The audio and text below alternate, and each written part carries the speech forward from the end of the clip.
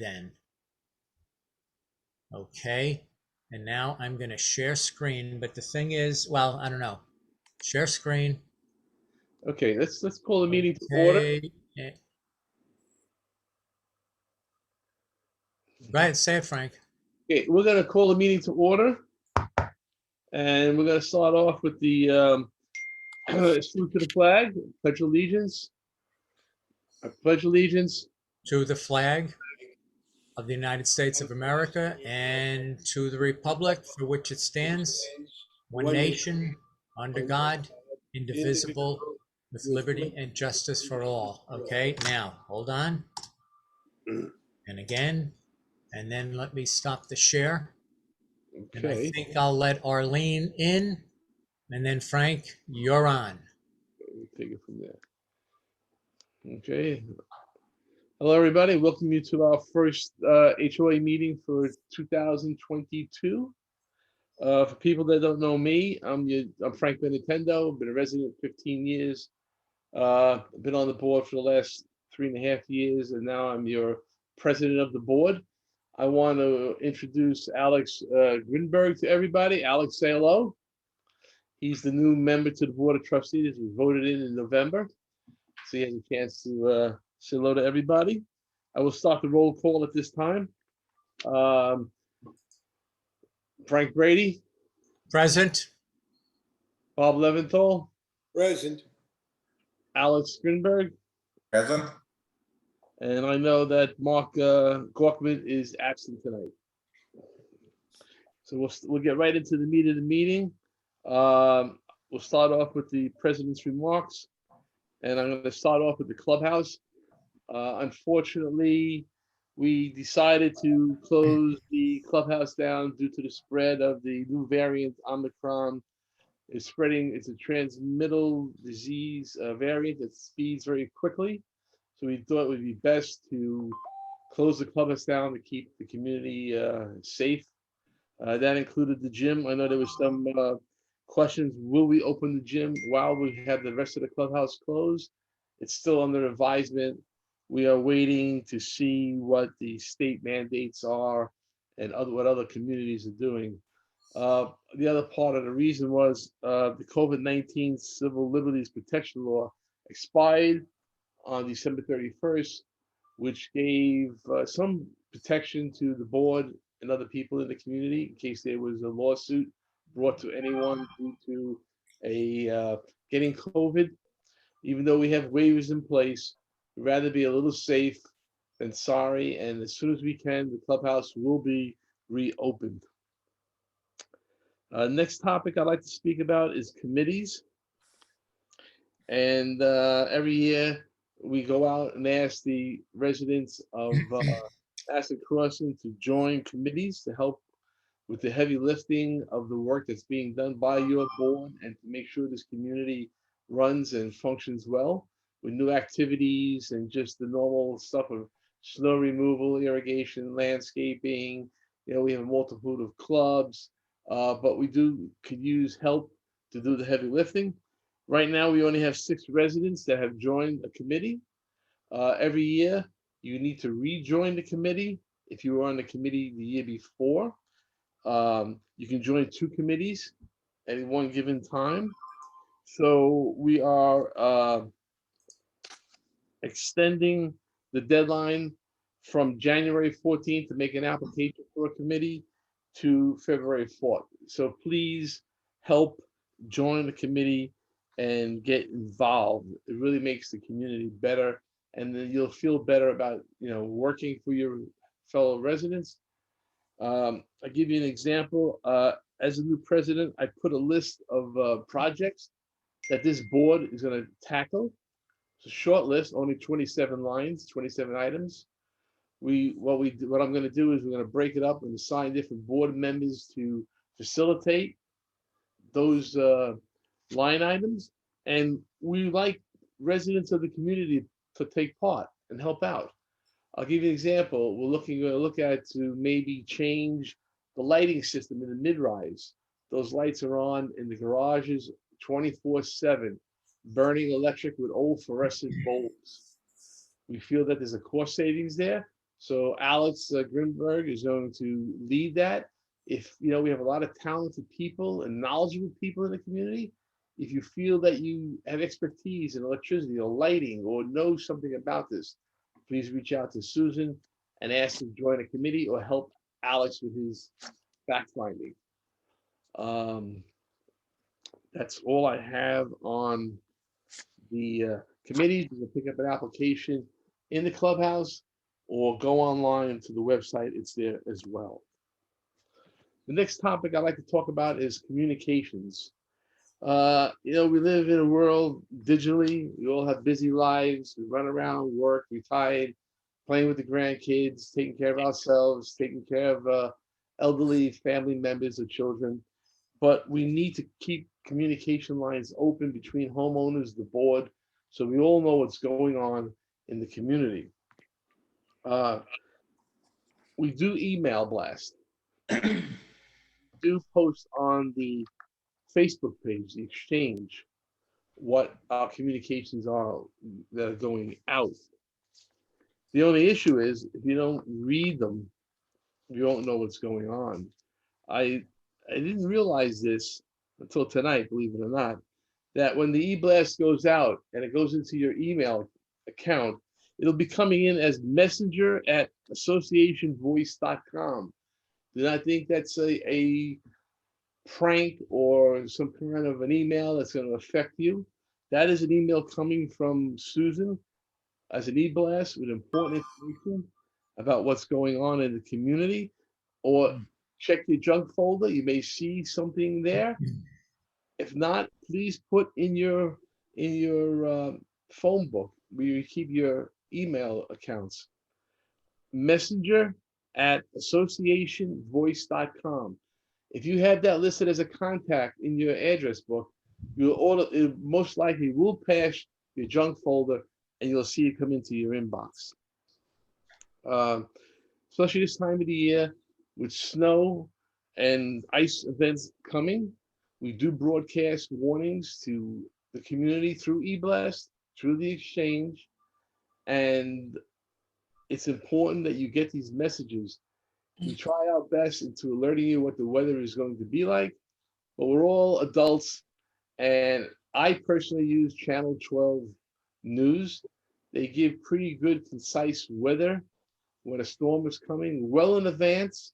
And if you follow them and you know where we live, you can see by the map if it will be a snow event or a rain event or just something like today. They were forecasting snow for us, but we missed it. So that's a good thing. Also about snow and communications, please read the snow procedures because it's important. This community is made up of a lot of different homes. We have villas, townhouses, mid-rises. We have different types of courts, dead ends, through streets, and each court is different in how the snow removal company will clear the snow when it does snow. So please read that document. It's broken down. Read, you'll see your court, read about your court, and find out what should be done or should not be done. Let's see what I got going here. Okay. Well, I'm talking about communications. Something came to my desk in one of our workshop meetings in January, and I'll address those people that live in the mid-rise for this. We have assigned parking spaces, but in the mid-rises, there are handicap spots that are close to the elevators. Be so kind to use those spots and then vacate those spots. You bring your groceries home, carry your groceries upstairs, come back down and move your car. So another person who may be coming, who's handicapped, who would like to use that spot can use it. And one other thing before I pass this off to our Vice President, Bob Leventhal, we put together a calendar. I'll just raise it up here so you can see it, of all the events and dates for meetings throughout the year, when the holidays are. when there will be a HOA meeting, when there's a board workshop, either closed or open. We will have this sent out. Susan will send this calendar out to everybody. That way you can plan ahead. We're all very busy, but as you can see tonight, it's kind of disappointing that we have so few people come to an HOA meeting. If you don't come to an HOA meeting, you can't really find out what we're doing, what's going on. So please try to, talk to your neighbors to come to the HOA meetings, or if it's on Zoom or in the clubhouse, and that would be really important. We like to meet each other, see each other. Unfortunately, we're doing Zoom tonight, but our next HOA meeting will be March 31st. Hopefully, it'll be in the clubhouse at 7 o'clock. And we have, the board does have workshops. We had a workshop in January. What we do in our workshops, we go through an agenda of things that come to Susan, important issues in the community, things that have to be done, things that we're not aware of, things that people bring to Susan. So our next workshop meeting is on the 17th of February. It's a closed meeting, but if you see something in the community that you feel should be corrected, adjusted, or something new should be happening, please tell Susan. It'll get on the agenda, and that way your board can talk about that. And we know what you're thinking about, so we can help make this community better than it has been all these years. And with that, I will pass it off to Bob. Bob, is it Bob next? No, No, I think I'm next. it's the treasurer's report. Frank Brady, our treasurer, will talk to you about that. Okay. Good evening, ladies and gentlemen. I see that we have 18 residents online here, and let me get set by what I'm going to be doing is sharing my screen to you so I can show you some things with respect to finances. Okay, that's my screen, but here is my report coming up.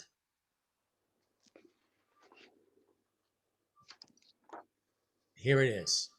Treasurer's report. These are the account balances, your money, our money, as of December 31st of 2021, which is as of the last report that we have received.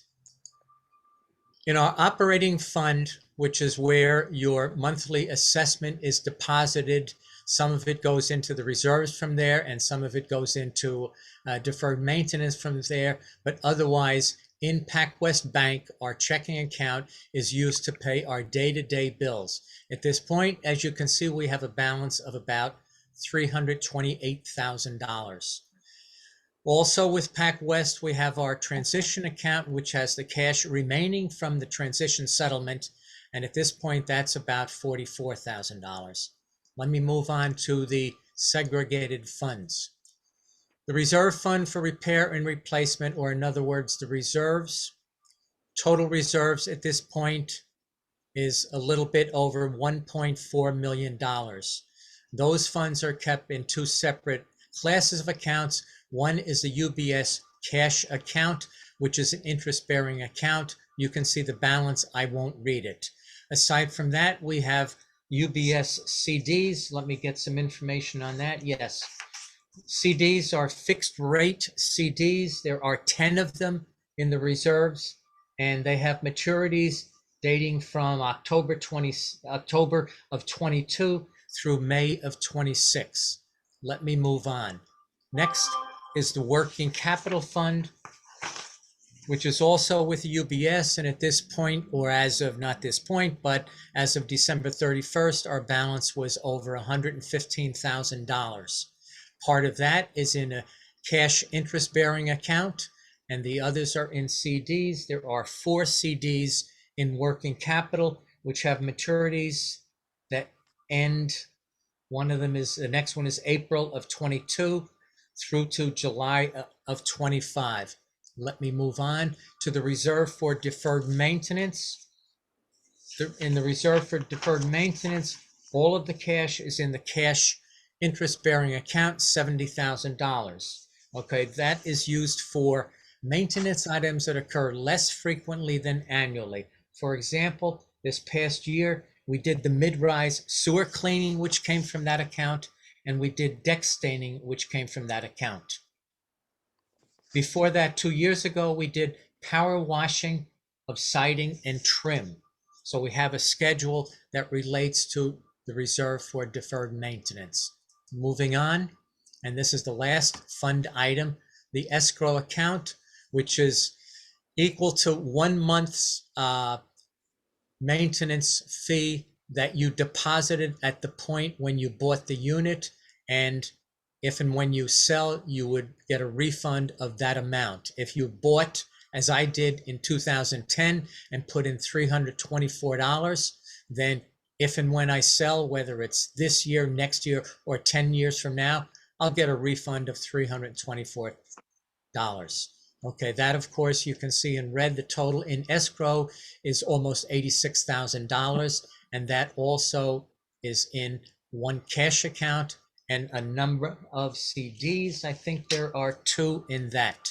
Okay, at this point, one more black screen, I think, and I'm done, and I'm back to my home screen. So let me see if I can get you out of this. Stop the share. There we go. Okay, and now it's time to move on to number 6, the Vice President's report. Bob Leventhal? Thank you, Frank. Good evening, everybody. I have a couple of issues and items that I want to bring to your attention. One, I'm sure those that live in building R in particular know the issue that we've had with the controller for your main doors. The 5 doors in the building, the 2 from the outside, 2 from the garage level, and the front door.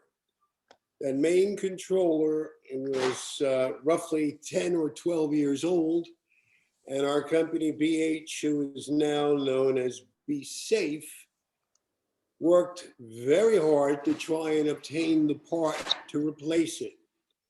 However, our friends who manufactured it, Honeywell Corporation, no longer makes the part. It's not available, not accessible. So after extensive time looking for it, we jumped ahead and we're replacing the entire command unit from the Honeywell part to DSX.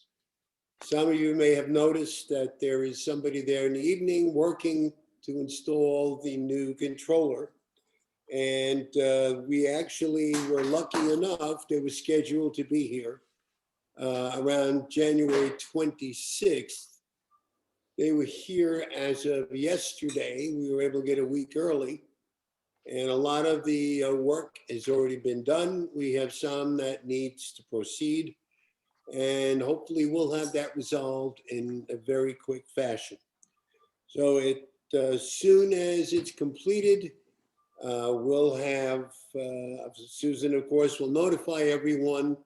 You'll know your doors are locked when you try to get in, and you still have to use your fobs again.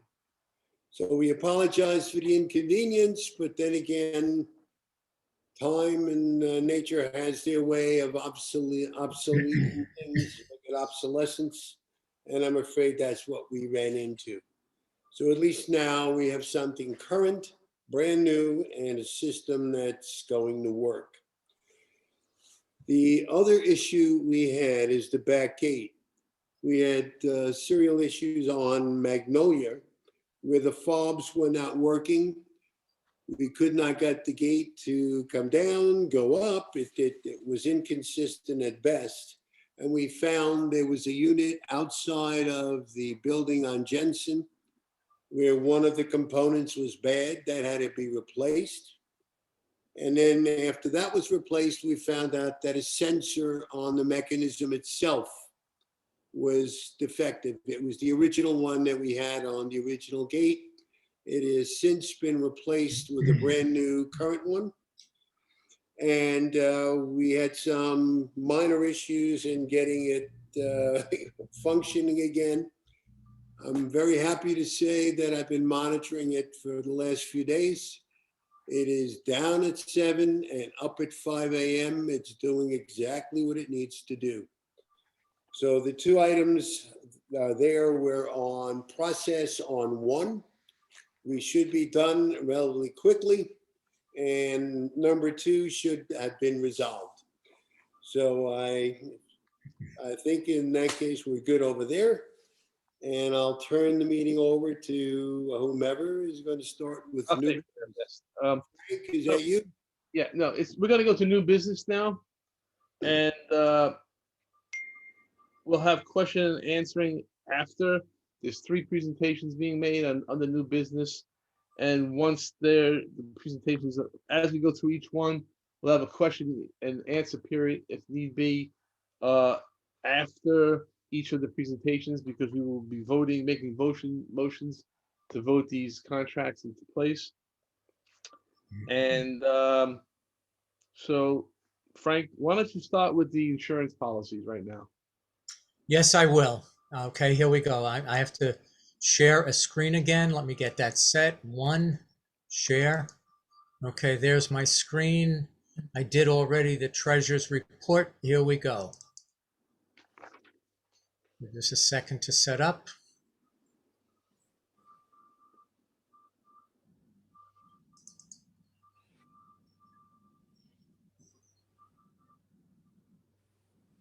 The first item in new business, item A, Madison Crossing insurance renewal for 2022. Okay, we are required by our master deed and bylaws to purchase a master insurance policy for the protection of our common property and for liability. To that effect, last year we paid over $151,000 for such coverage. We had a budget of $159,000.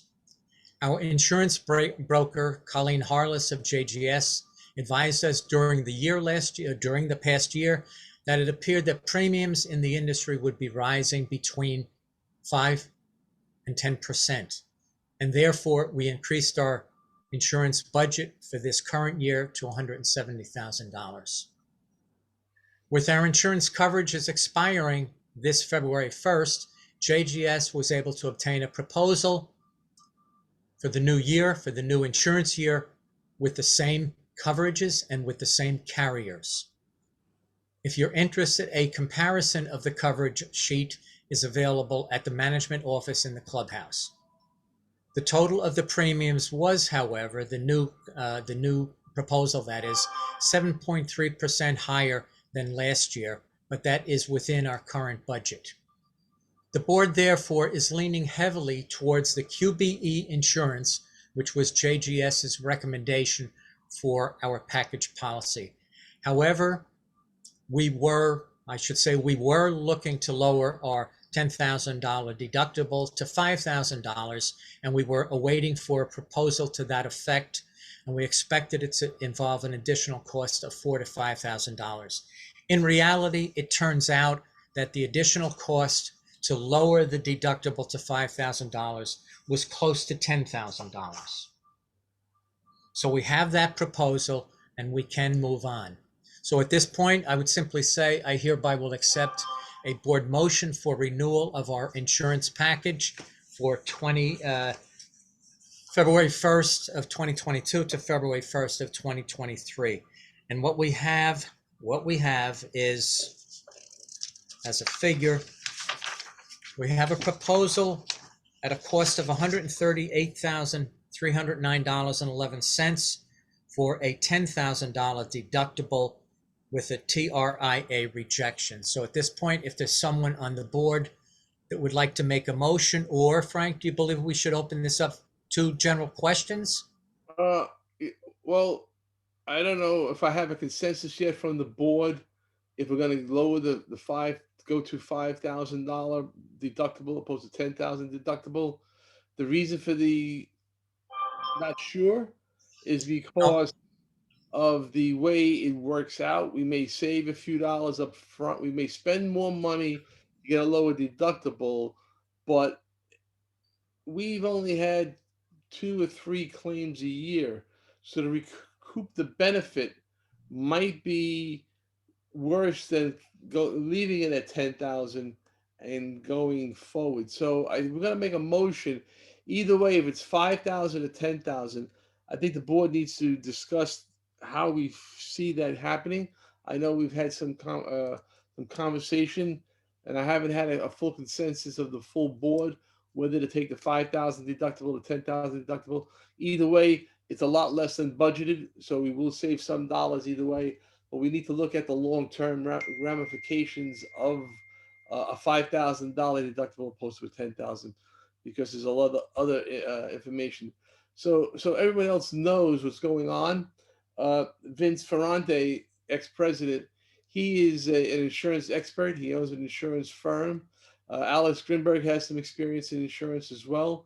So we're using those outside and inside knowledge to come to the best agreement for and the best contract for the community. So I think at this time, I would like to make a motion to accept the insurance policy, either with the 5,000 and or a 10,000. Both of them are under the budget. They fit within the budget, but we need to sign off by the end of the month, and we could then vote outside, either have our discussion in a working meeting and then vote, and then we can get back to the community and let them know. Either way. Okay, I second that motion. All in favor? Aye. Aye. Okay, we have a unanimous vote on accepting the insurance policy. I'm going to go to Susan to talk about the community cleaning contract. I think, Susan, I've been sending a message to Frank and one to you. She's muted. Somebody has to unmute her. Susan, really? Yeah. Thanks, guys. She's okay now. I'm sorry. That's okay. Thanks, Bob. I didn't see it. That's okay. Our cleaning company, Enterprise Cleaning, everybody I'm pretty sure at this point knows Norma. They've been our cleaning company for about a decade. Overall, they do a really great job. They clean the clubhouse once a week. They clean the mid-rises once a week, sometimes twice a week, especially now during COVID. They remove the garbage 3 times a week from the mid-rises and from the clubhouse. They do an exceptional job on trash removal because it's definitely not an easy job. Rises. We're losing her voice. Yeah. Can you hear me? Yeah, now we can. Got Okay. very low there for a minute. Okay, they do a great job on keeping the trash chutes clean. If we have any issues with them, they address it pretty quickly. So their contract renews February 1st. It's 1 year. It's for $54,000. It's a 4% increase. And that's about it. Okay. I need a motion. I'll make a motion. I'm sorry, Bob. Go ahead. You go. I make a motion, we approve the cleaning contract. Do you have a with second? Enterprise Cleaning. Do I have a second? I will second. Okay, all in favor? Aye. Aye. Okay, so carried. The contract is for the community cleaning contract has been carried. I have the last item on the new business, and it's about rules and regulations. Every year we do look at the rules and regulations of the community. Not that this board likes to have rules and regulations, but we need something to govern by. And as time goes on, over the year after year, things do change. New things pop up. If you ever read the rules and regulations on the first page, the next to last paragraph, it states that not all things that come before a board can be thought about and written about. So that's one reason why we look at the past year, what has happened. We look forward to see what's happening in our world. And then we try to write a new rule or not write a new rule. I'll give you an example. You know, we're all moving towards electric cars. And if you look at the old bylaws, there's nothing in about electric cars. You know, we're going to have to figure out, we haven't done this yet, but we will be taking that up. We're going to have to figure out what's allowed, what's not allowed, and how to use it. I mean, there was one thing that said electric bicycles were prohibited in the community. Well, lo and behold, if you ever saw Vince Ferrante riding his bike in the community, he has an electric bike, and more people are moving to that. So that's a simple illustration on why the rules and regulations have to be looked at. sometimes the wording of a rule is ambiguous. It's not clear, and it can be read in different opinions. So we want to tighten up on the rules and regulations. The other thing that we found this past year, not that we hand out a lot of violations, we have a very loving community. People pay attention to their neighbors and what's right and wrong. But from time to time, a violation has to be applied, and we found that some of the violations there was ambiguity there. So we went through and we composed a list of the fines, so there's no secret about that. That if a homeowner is in violation, usually a warning goes out. We realize that sometimes we don't send a warning out, so we figured the best ways to handle any violations of the rules and regulations. So the rules and regulations will be going out in the mail to each of you.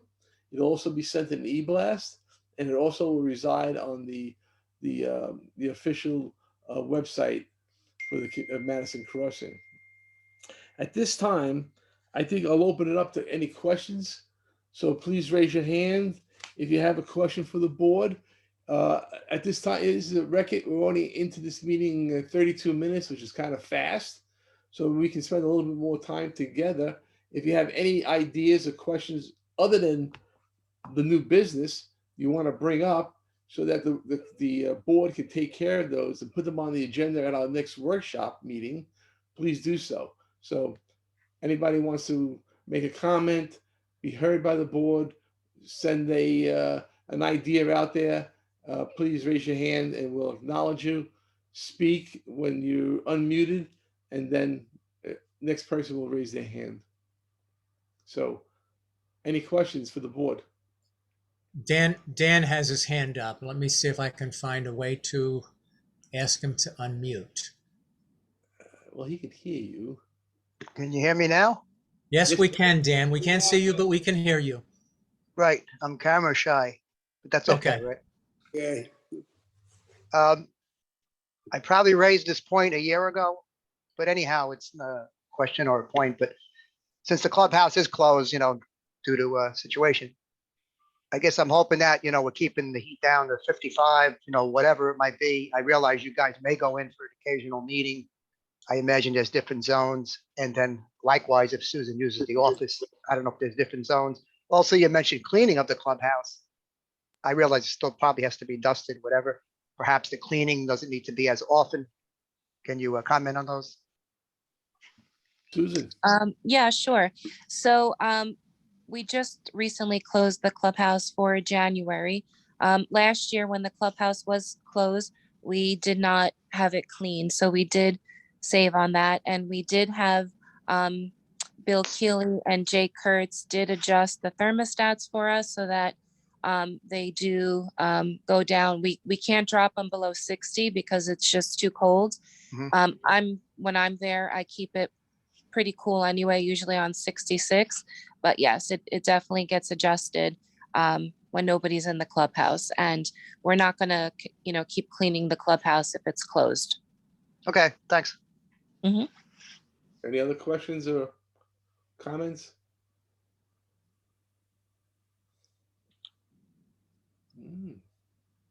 Guess not. I don't see any hands. I don't see any. Well, if that's the case, I don't have any additional closing remarks. Any of the board members have any closing remarks? None? No, Okay. we'd like to thank those who participated, who were here to see us, and we hope that we're serving you as we like to. Okay, so with that, I'm gonna make a motion to adjourn the meeting. I second the motion. All in favor? aye. Meeting's closed. Thank you. Okay, at that point, I'll end the meeting. And I'll see everybody on March 31st, hopefully in the clubhouse. Hopefully. Thank you.